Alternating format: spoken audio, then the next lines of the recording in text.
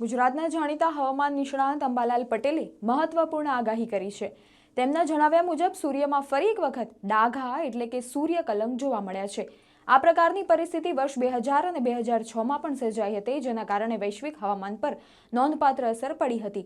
અંબાલાલ પટેલના મતે સૂર્યના ડાઘાની સીધી અસર પેસિફિક મહાસાગર પર જોવા મળી શકે છે।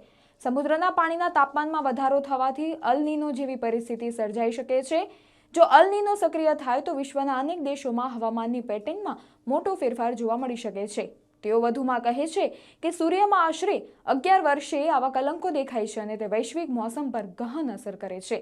કેટલીક જગ્યાએ ભારે વરસાદ તો કેટલીક જગ્યાએ વૃષ્ટિ અને જેવી અનેક પરિસ્થિતિઓ ઊભી થાય છે। અંબાલાલ પટેલે ચેતવણી આપી છે કે જો સૂર્યની ગરમીનો પ્રભાવ અરબી સમુદ્ર અને બંગાળના ઉપસાગર પર પડે તો વાવાઝોડ બનવાની શક્યતા પણ વધે છે, જેના કારણે દક્ષિણ ભારતના વિસ્તારો વધુ પ્રભાવિત થઈ શકે છે।